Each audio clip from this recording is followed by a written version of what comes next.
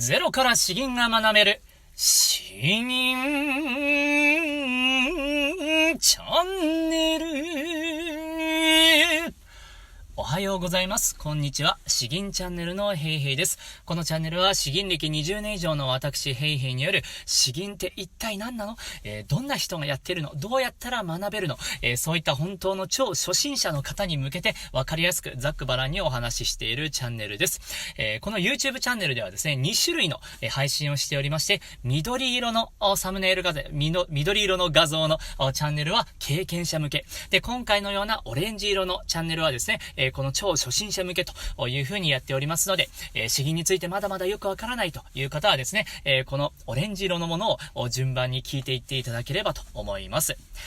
今回はですね、このゼロから学べる詩吟チャンネルの第8回目になりますね。これまでは詩吟とは何なのかとか、いくらぐらいかかるのかとか、どんな人がやっているのかとかですね、いろいろ話してきたんですけれども、今日はですね、じゃあどうすれば詩吟がうまくなれるのか、詩吟をうまくなれるのか、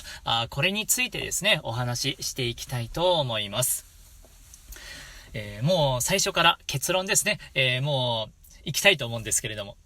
まず一つ目ですね、一つ目、いい教室、いい先生から学びましょう。ちょっとこれ後で詳しく説明します。そして二つ目、外せない基本を学ぶ。三つ目、模範を見る、もしくは聞くですね。四つ目、真似てみる。五つ目、アドバイスをもらって修正する。六つ目、継続するということで順にお話ししていきます。まず一つ目ですね。これができれば苦労はしないよという話なんですけれども、良い詩吟教室に入ったり、良い先生から学べば、それは詩吟は上手くなりますよという、もう話ですね。こればっかりは、本当に難しいです。特に、詩吟がよくわからない人がですね、なんとか、調べて、ネットにほとんど落ちていない詩吟教室の情報を調べて、巡り合った詩吟教室に出会ったとしてもですね、その教室が果たして、素晴らしいところなのか、その先生が、本当に上手い人なのか、そして教えるのも上手い人なのかはですね、これはもうくじ引きかのようにとても難しい話です。僕もですね、本当に巡り合わせがあって、いい先生に出会えたおかげで、うまくなれたところはあるんですけれども、これはですね、とりあえず無視してください。ちょうどそういう場所に出会えたら良いかなということです。過去に、経験者向けの話で、こういう、詩吟教室の選び方みたいな話をちょっとしたような気がしますけれども。そうですね。そこら辺で参考にしてもらえば、確か第、5回かなでやっているんですけど、そんな参考程度でですね。では、次からが本題です。この2つ目なんですけど、外せない基本を学ぶ、ですね。詩吟においても、この初めて聞いた方は、やはり、なんなんだこれはよくわからない。なんか難しそうだなというふうに感じるかと思います。音がぐにゃぐにゃと動いているし、言葉も難しそうだし、という、難しそうだなと思うんですけれども、そういうのもですね、一つ一つ要素に分解していったら、見えてくるものがあります。シンプルに分かってくるものがあります。特にここで簡単にお伝えするんですけれども、詩吟が上手くなるためには、骨組みをしっかりとして、その上に肉付けを行う。この順番が欠かせないです。で、骨組みとは何なのかというと、発声、発音、音程、アクセント。この4つですね。そして肉付けというのが、いわゆる詩情表現と呼ばれるもので、緩急、強弱、であったり、言葉運びであったり、間の取り方。こういったものになってきます。なので、これをですね、最初にあまりちゃんと説明せずに、もう詩情表現とごっちゃ混ぜにしてですね、指導されてくるようなところは、ちょっとなかなか上手くなるのに時間がかかるのかなというところです。ここをまずやりましょう。で、今回はこういうところをしっかりとやっていきましょうとかですね、ここに主眼を置いているのか、この骨組みを作るのに、主眼を置いているのかとかですね、この外せない基本を学べるのかどうか、ここがまず第一になります。そして二つ目、模範を見る、もしくは聞くですね。こういうことが大事ですよということを先生が話してくれたとしてもですね、それをいざ先生が実践できていなかったら意味がないわけです。腹式呼吸をやりましょうと言いながら、その先生がですね、胸式呼吸で肩を動かしながら、ヒューヒューなんか吟じていたらですね、それは何の説得力もないわけですよ。間合いを取りましょうと言っても、この間というものはこんな感じ、なんとなくこんな感じですよとかですね、なかなか説明ができていなかったら、それも微妙なわけなんです。なので、そういうことも言葉にしながら、かつこの実践できている、そういう模範ですね。模範を聞けるかどうか。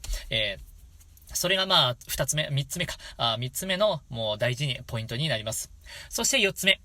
この基本を学んで、実際にどういうものが、正解なのか、模範なのかを知って、それをですね、とにかく、見よう見真似、聞きよう聞き真似で真似てみる。これが4つ目になりますね。詩吟はもう本当にややこしいんで、言葉で説明するのも難しいところはたくさんあるので、やはりとにかく、真似てみる。これですね、ここに、ある程度集約されてしまいます。ただ、そこまでではなくてですね、その次に、5番目ですけれども、アドバイスをもらって修正するということです。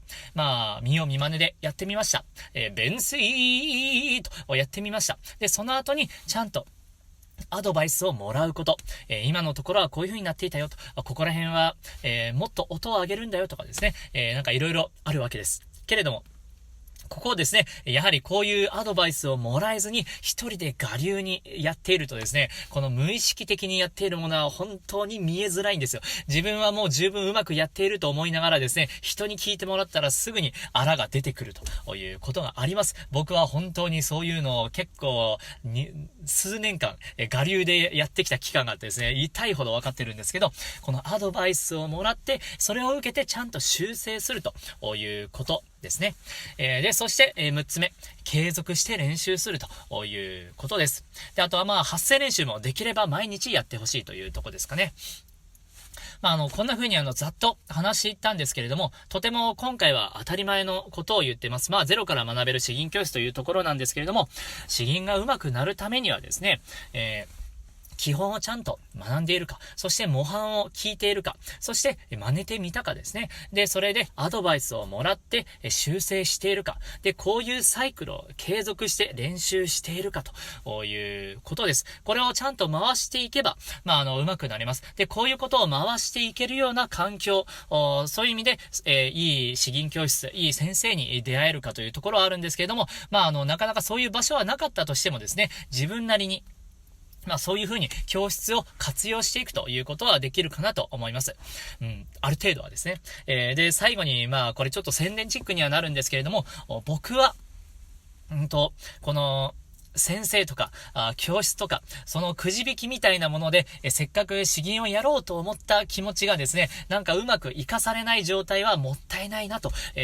思っているんですよ。本当に思っているんですよ。なので、こういう風に YouTube で配信しております。だから、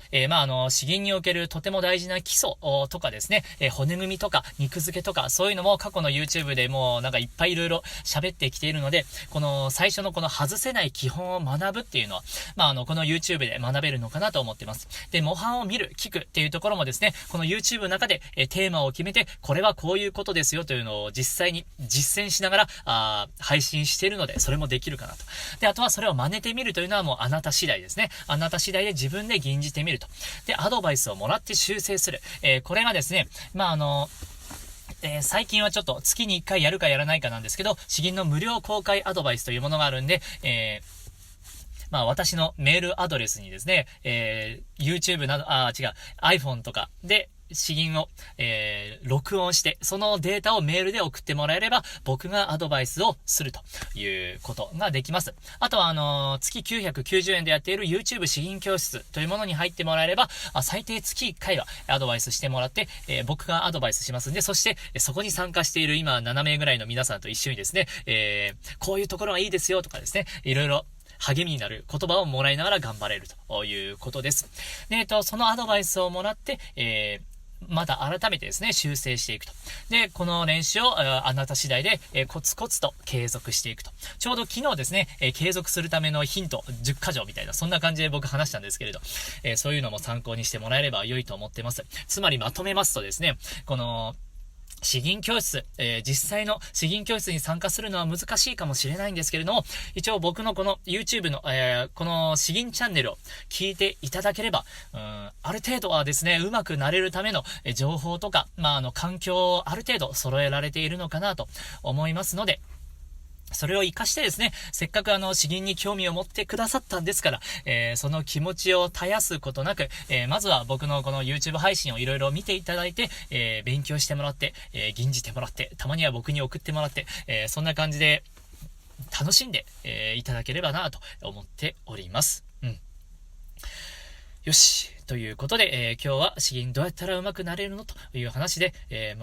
結論、僕の YouTube 配信をですね、うまいこと使ってくださいと。こういう感じですかね。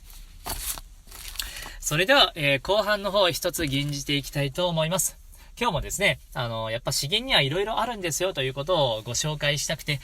有名な和歌を一つご紹介したいと思います。戦国武将の豊臣秀吉が作った和歌ですね。豊臣秀吉、徳川家康と織田信長と豊臣秀吉と、この3人の、とても有名なんできっと知らない人はいないだろうと思って選びました。タイトルは、梅雨と落ちですね。まず、詩文を読んでいきます。梅雨と落ち、梅雨と消えにし我が身かな。何話のことも夢のまた夢。どのような意味かというと、梅雨のように落ち、梅雨のように消えてしまう儚い我が身であることよ。何話のこと、つまり何話の大阪のこの事業や自分が極めた映画ですね、華やかな映画では見る方じゃないですね、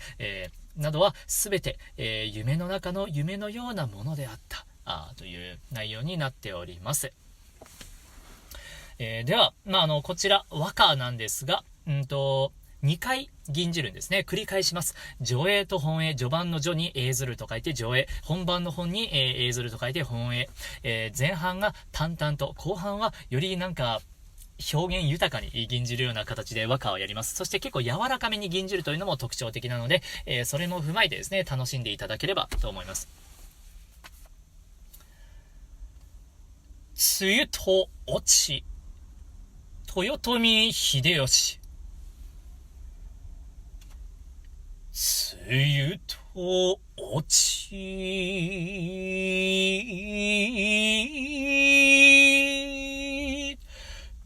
梅雨と消えにし我が身かな。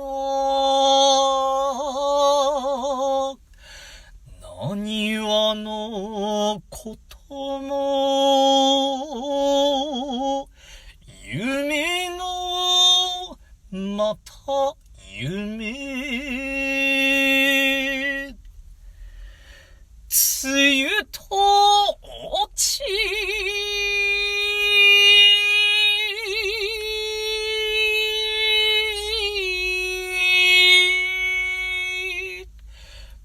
梅雨と消えにし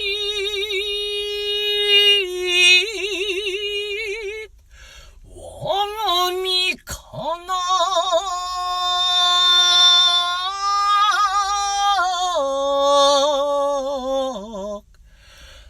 何話のことも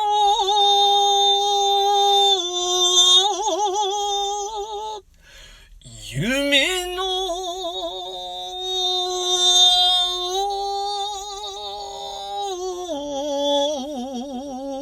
また夢。